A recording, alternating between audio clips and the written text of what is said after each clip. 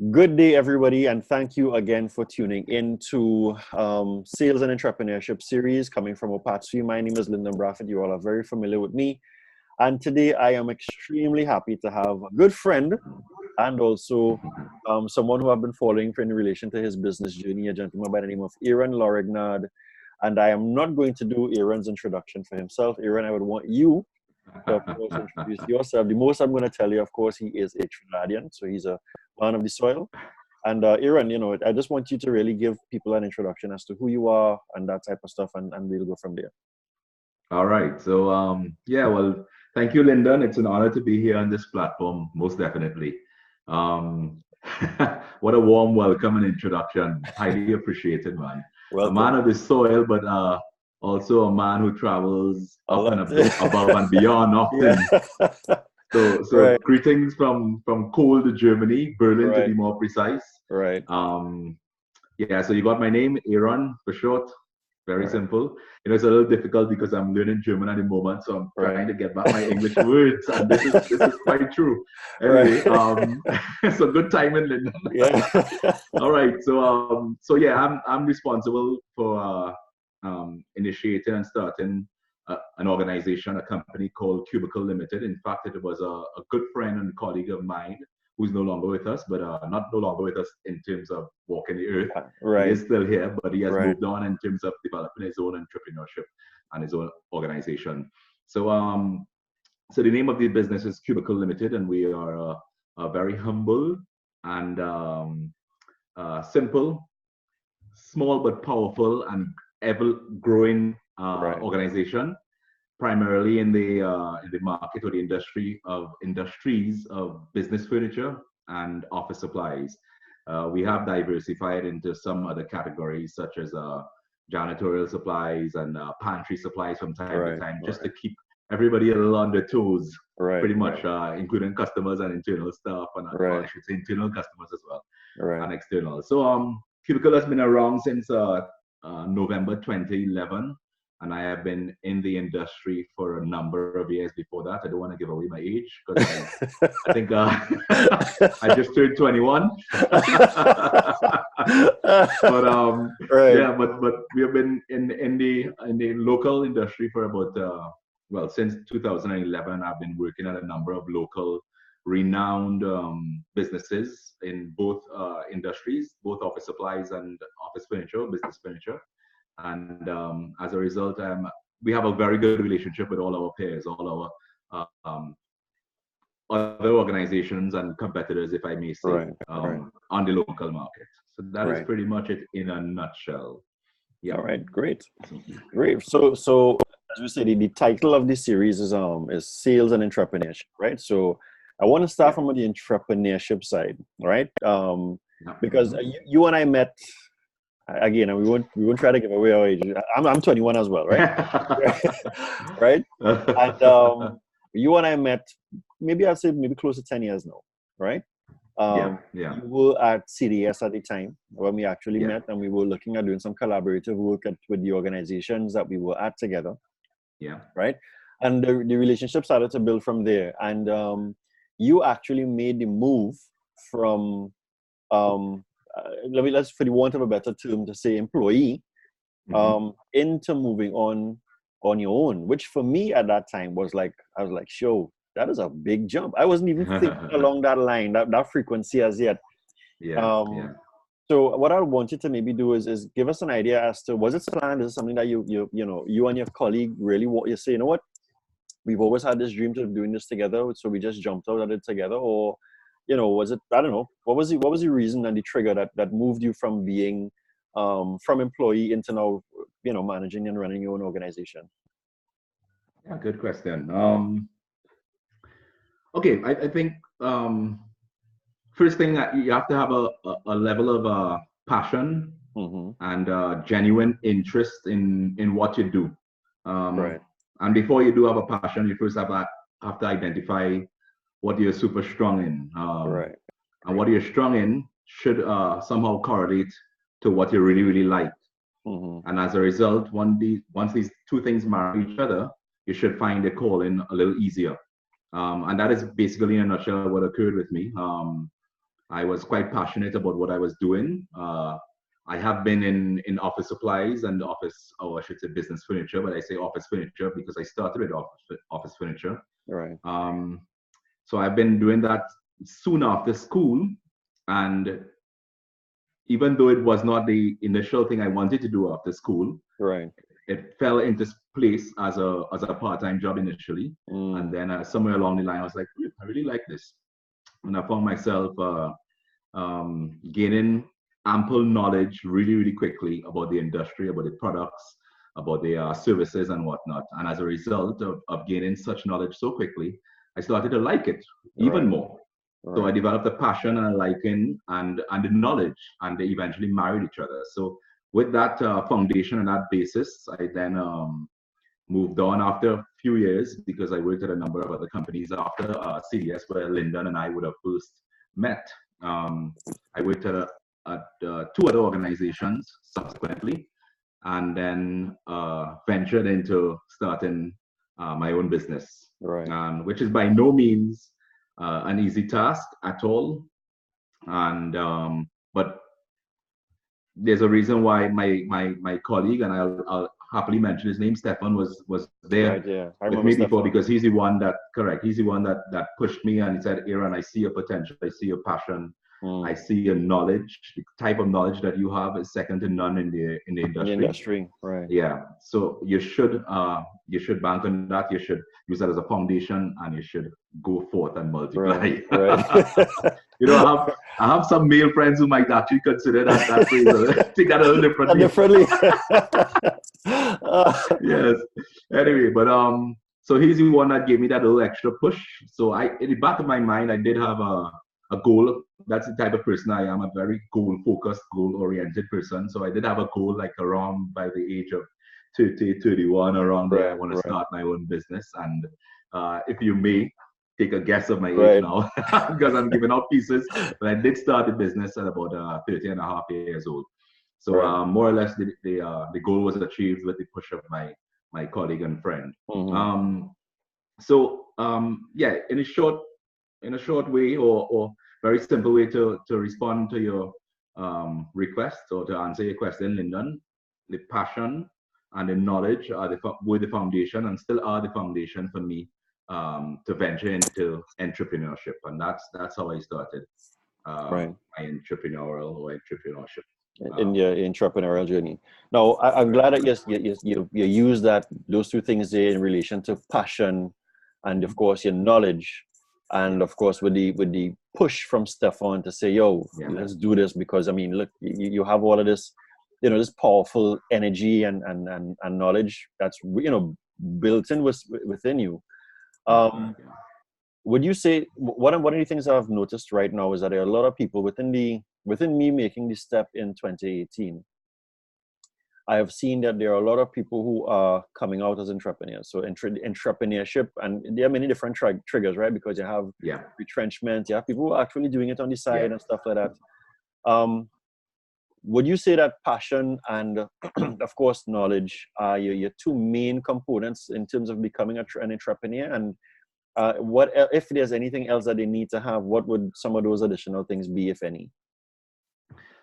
Yeah, well, for me, and we'll discuss this later in a couple of points that I have to mention as well. But you will understand why knowledge is a foundation for me. And knowledge encapsulates not only knowledge of the products and the services that you offer or want to offer, but more importantly for me, the knowledge and of the products and services, systems, policies, etc., of your competitors, and what exists out there. Because a seed is typically planted in the head of an entrepreneur or an aspiring entrepreneur, and that seed is grown, in my experience and my knowledge, from my experience,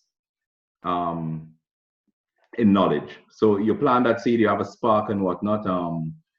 I actually did forget what I was going to mention. That's all right. Hold on.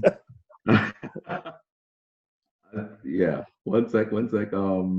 Okay, what was the last question you asked? You know what's happening there, right? I have to drop that in to say that as our age talking. Most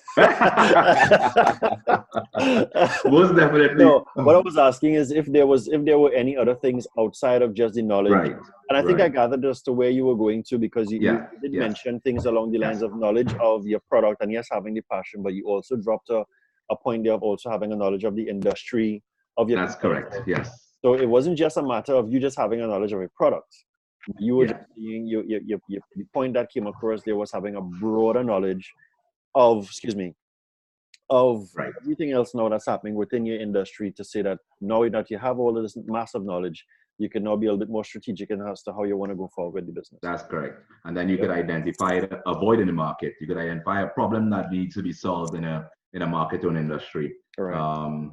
And you could develop your right product mix, and you can develop it most accurately with such knowledge. Right. That's more or less where I was going, in that direction. Correct. Right. So for me, the foundation were always knowledge and that passion. Of course, you have other elements like commitment and a number of other elements that we can go on about, or components. What fuels you? Yeah.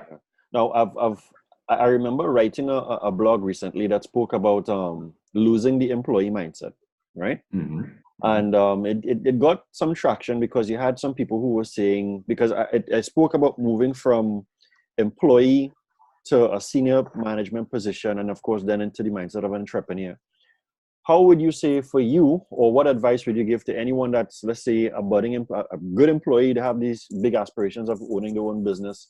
What do you think is that mindset shift that they have to really focus on, if there is any, to move from being an employee to now growing in terms of running your own business, even if it's moving from doing it on the side and then gradually growing it into a full-time thing?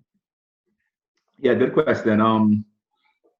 Well, for me, let me just first identify what I believe the difference between an entrepreneur and let's just call out an average or a standard position in an organization that is similar to entrepreneurship, which is obviously sales or even marketing. Yeah.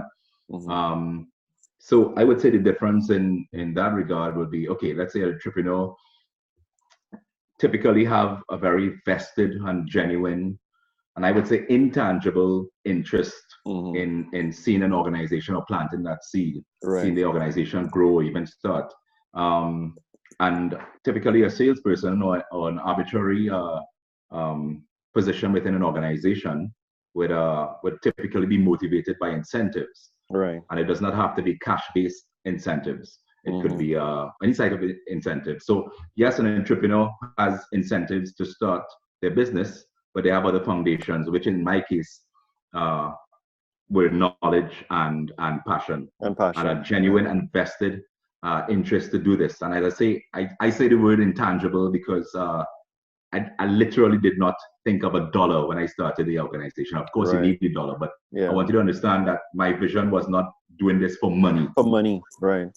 Yeah. My vision, because I had a genuine and vested interest in what I did. I loved it. I liked it. I gained a lot of knowledge from it, and I became very passionate about it. As a result, I identified a void in the market, and I said, okay, we can fill this void if we do X, Y, and Z. And as a result, that is how my entrepreneurial journey commenced. Right. Well, then that actually gave a really good, because you also gave an idea as to, giving an idea as to the difference between, as you said, a salesperson and an entrepreneur, especially an entrepreneur building his business, because again, the salesperson does something for an immediate commission, right? That's correct. Because that's what you sign up for. That's the contracted part of it. But you're saying that in terms of building, when you first started off in terms of building your business, you weren't even looking at having a dollar. You were just saying, you know what, let me go out there, quote unquote, as you just said, sow the seeds of the organization, keep watering it, and then beginning to see it grow. And then, of course, you reap your returns later on. Correct. So we're also saying that one of the mindsets is delayed gratification in relation to the work that you're doing to get your return later on. That's correct. That's correct. Right. So let me just ask you this. So what was it like in terms of making your first sale? Because you're saying that you didn't do it initially to earn a dollar, right? Yeah. But at the end of the day, you have to earn a dollar, at some point. Definitely. So what was it like, you know, getting your first sale? What was your first sale like? Of course, you don't have to name any names in terms of clientele, but you know, by sowing those seeds and putting the work in, you know, what was it like in terms of your first sale? Or was it maybe large, small, medium, in terms of your categories, you know, and how did you go about sort of celebrating that? It was quite a monumental moment indeed. Right. Yeah, but I mean, nothing to elaborate, nothing too extravagant, but yeah, the first sale occurred about, I would say, we registered the organization in November or there about 2011, and the first sale, this is a very important fact, the first sale occurred, I believe it was March in 2012, 5 to 6 months after. Yeah. Wow. Yeah. Now, this is a very, very critical point in entrepreneurship as well. You need to have patience. Yeah. You need to have patience. So you believe in what you're doing. If you have that sufficient knowledge, you have that passion, and you have the other elements that will give you that solid foundation. Right. Patience should be one of those elements, most definitely. Right. Now, there are two types of methods an entrepreneur can use, or two ways, I should say. There's an easier, straight road. And I would use this analogy because for me, it's a difference between having a solid financial foundation when you start a business, or there's the long, winding, curvy road. Right. I took that long, winding, curvy road because literally started the business with a few dollars. So for all entrepreneurs out there, don't let a few dollars in your pocket deter you from pursuing your dream. Thank you, brother. Yeah. I literally started with a few dollars, and I remember even buying my first kettle for $75 on Maxi and whatnot, and looking for chairs before we had furniture. Right. But you have to have that patience and that persistence, and that perseverance, no doubt. So just to go back to your question, and then we got our first sale, and it was for about 3 executive chairs in March 2012. Right. And what an achievement it was! Was by far, instead of selling 2 and 3 pens, it was a couple of thousand, which we were very grateful for. That's great. I mean, the next thing too is our margins were pretty small, but we did it just to cover some overheads and whatnot, and we started and we snowballed, and then it's growing into somewhere. Right. Now, so yeah. Go ahead. No, you go ahead. All right. So I want to make a point here for everyone that's actually listening, right? And this is kind of going to segue a little bit, Aaron, into building a team. Let me just mention to you all something that Aaron told me recently. I was talking to Aaron, and Aaron said, yo, you caught me at the right time, but also kind of the wrong time because I'm looking at moving into a new location. Right? So Aaron is also looking at expansion, and this is within, so we're talking about between 2011 to now. So your business would have really, you know, gradually taken that role. As I say, you bootstrapped the business, you bought your first kettle to, you know, to set it up as your thing in the office, and you just grew from there, got the business to, you know, earn its first sale. I would assume maybe you were doing a sort of smaller types of business, but not the exact type of business that you were looking at doing initially. So the business chairs were, the executive chairs were really the one big milestone to, you know, to think of. And now you've grown into expanding. You're looking for a new location. You're looking investing into real estate. I could tell you, for me, my mind to an extent isn't really that far, but I know I want to have my own location.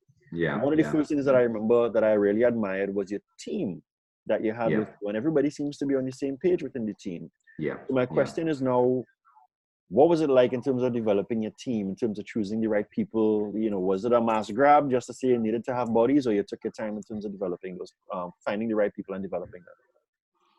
Okay, so I'll just backtrack a little bit and revert to the topic or the matter we were discussing earlier about one of the main differences between a salesperson and an entrepreneur. Right. I have experienced and worked at multiple different levels in an organization. Right. And as a result, that assisted me greatly in acquiring the knowledge that I have today. So I have experienced an organization from the very, very bottom, or even under the organization, come right up to a director level.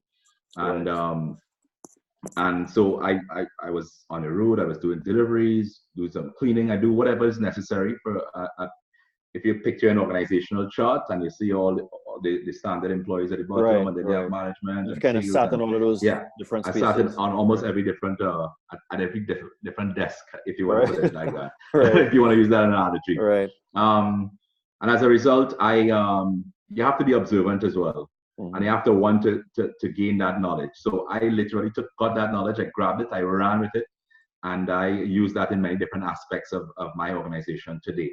So as a result of that, and working at these various organizations, I have observed and experienced the good times, I have to simplify it in that way, with a number of trustworthy, genuine, honest people throughout my journey in the industry. And the majority of those genuine, honest, good people are who I have with me today.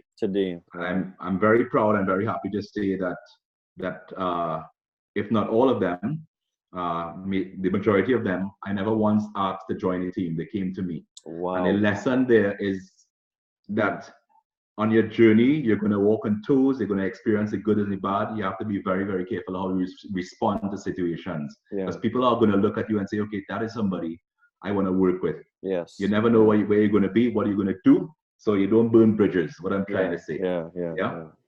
I am not the person to burn bridges. I may say as it is, but I'm not the person to disrespect anybody and burn bridges. And as a result, a number of the top employees and top members within the industry came to work with Cubicle. So to answer your question in short, Lyndon, my team, yes, has been handpicked, I would say, because there are a number of other people too that wanted to work with Cubicle. And unfortunately, based on the vision and where I want to see Cubicle go later down the road, well, I should say now, yesterday, now, and tomorrow, not everybody's going to be able to align themselves with such visions and such a workload and whatnot. Anyway, so I have painstakingly handpicked a number of great people who I've worked with before to join the Cubicle team. And as a result, I have managed to put together a really, really successful team, one in which I'm very proud of, and we continue to take the company to the next level. So as a result of having the right, I'll go to the next level. And don't get me wrong, having a team is not a bed of roses. We are all humans at the end of the day, so there are going to be little challenges within the organization. HR matters and whatnot. It's how you respond to these things is going to determine your result and determine your success levels as an organization, as a team.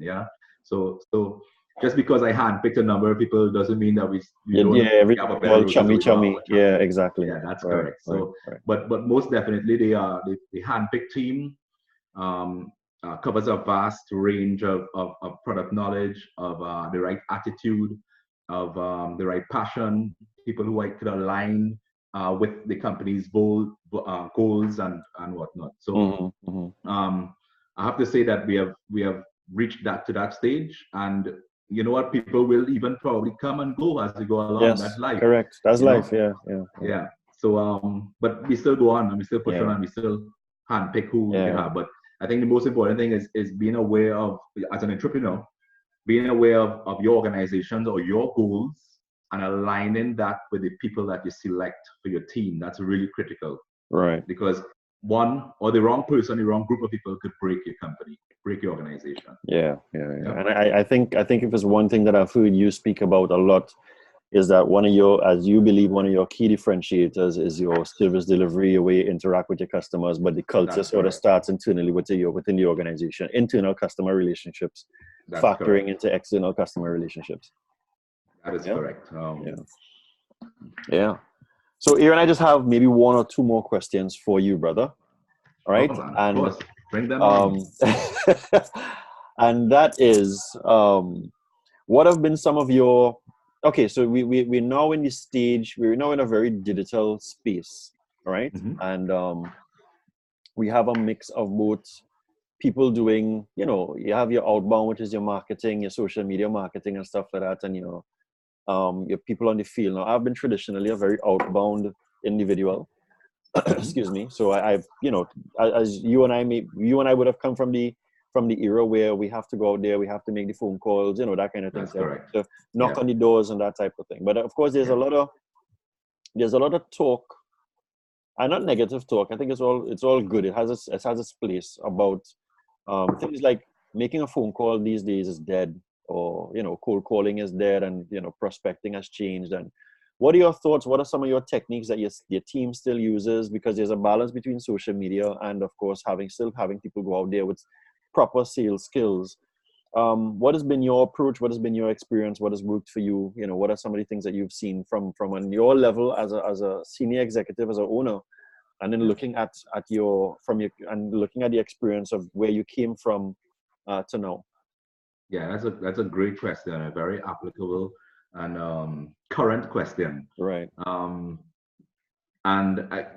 It's clear that every industry is different, so different techniques and methods will vary from industry to industry. So, having said that, I'll give you the example of our own.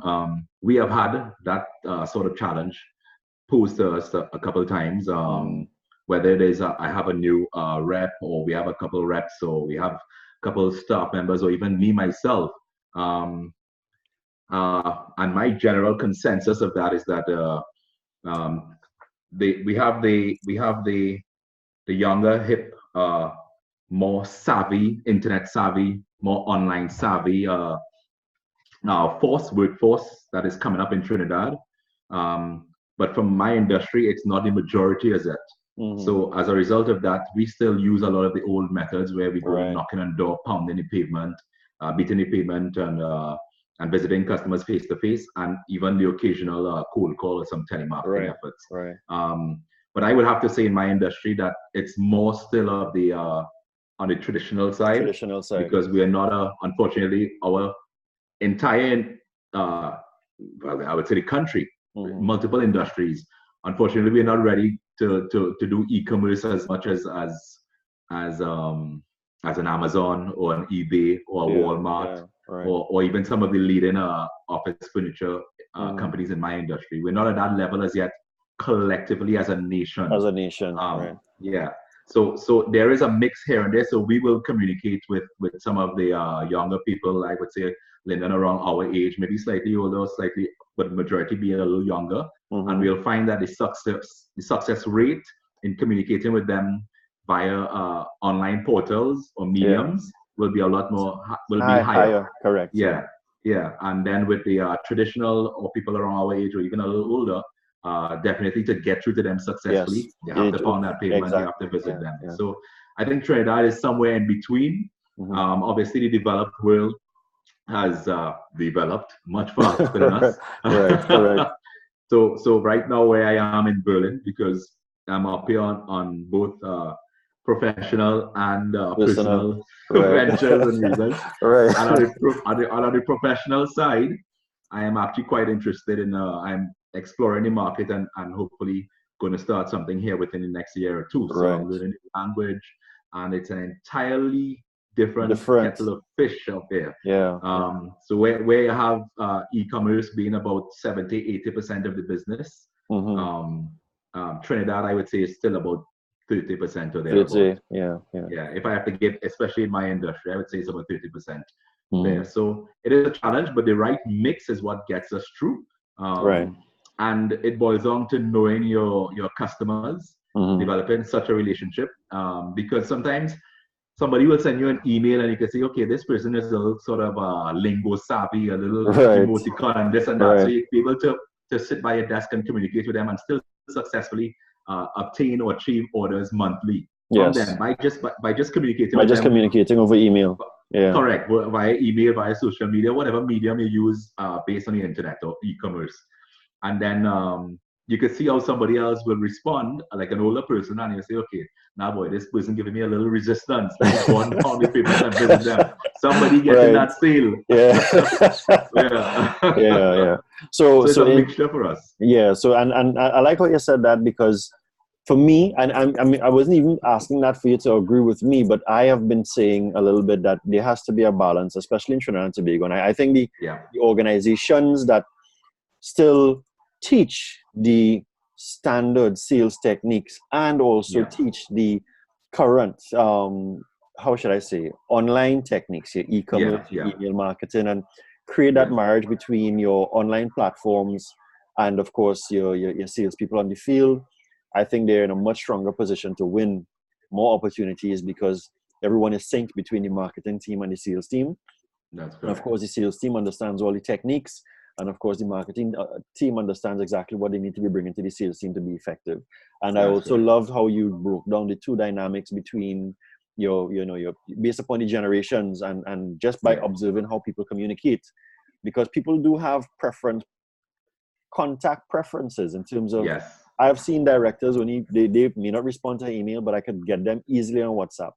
That's correct. Normally you will think a director is always on the phone and it's always professional. You know, man, just shoot me a WhatsApp. You know? Yeah.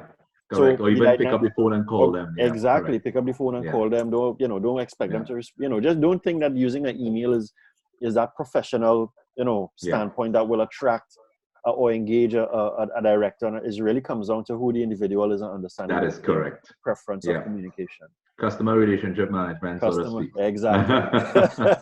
Exactly.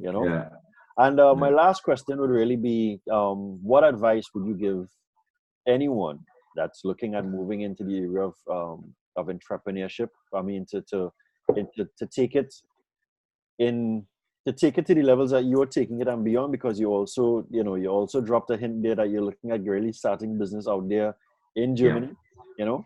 And I think everyone at some point everyone has those aspirations. But really and truly, in terms of getting to that point, making the first step, what advice would you give them in closing to say, this is what you need to be doing to get yourself there, to where you are? Here's some steps that you can actually take. Yeah, good question. So for me, as I mentioned, which is one of the points that we discussed initially, the knowledge and the passion. So by the knowledge, again, is I would say, you gain that knowledge via your experience that you have had, whether it is you have worked at various organizations, whether it is you have been observing your industry for a significant period of time, whether it is you have been observing the products and the services, all the fringe services, all the fringe products and benefits and the complementing matters. Observe and gain in knowledge as much as you can, because with that knowledge, then you can look at a market, look at an industry, look at a product, look at a service and say, okay, there's a void there. Or there's a problem there. I'm going to solve that problem. Nobody's solving that problem. Nobody's filling that void as yet. And again, it will only come with knowledge of not only of what you want to do and what you have, but what the other people are doing. Because that's how you're going to identify a problem or a void in the market. By cross and analyzing everything and everyone that's in your industry or in your market. So that's the knowledge, and that's what I mean by the knowledge. And then you can create a right product mix or a service mix or whatever it might be. But in addition to that, when you do get to that stage and you have identified what you want to do, you have identified the void and the problem and whatnot, be prepared to have some tireless hours and you're going to be decision making for quite some time. You're going to probably end up with multiple devices on you and whatnot. It really depends on your industry, but this is across the board in general. Entrepreneurship it's a challenging road and a journey. You got to have that passion for it as well. It's not for the faint-hearted. It's not for anybody who is going to give up tomorrow. I mean, you can't give up tomorrow, but then you're not going to be successful, obviously. No, of course, but you're going to be putting in some tireless effort, some tireless hours, some tireless days, months, etc. So you got to be a proper planner as well. And planning not only on the organization or the company or the professional side, but planning also your personal side, your personal life, because it's going to dig into your personal life and vice versa. So you have to be able to properly plan and manage those things, which will definitely assist in your success as an entrepreneur. Great. All right. Well, you're my friend. That is solid advice for all entrepreneurs. And guys, those of you that's going to be watching this, I hope that you all take those notes. To me, Aaron dropped a number of nuggets from start to finish. of course, please let us know as to exactly where they can follow you. So give us your company handles and everything else. Yeah, no problem. So we are we are a business office furniture supplier, as well as office supplies, stationery, office supplies, a little bit of pantry, and a little bit of janitorial supplies. We can be followed or found on Facebook, Cubicle Limited, all lowercase, all one word, Cubicle Limited, as well as we are on the World Wide Web, cubiclelimited.com. And we are as well on Twitter and Instagram, also Cubicle Limited. All right. Looking forward. Great. Great. So Aaron, my friend, thank you so much for sharing this time with me, and I'm sure you're happy that I brought you out to the cold just to have, most definitely. Just to have this discussion. Most definitely. And like about 1 or 2 degrees outside. Right. And of course, much of the success for you, and thank you so much for sharing that information and your journey and your knowledge and everything else for the greater community for us here back home, and the pleasure is all mine. Look forward to when you get back here, we'll link up and we'll sit down and we have definitely. All right, definitely. All right, brother. Good Take to care. See you, Lyndon. Peace. Take care, buddy. All the best.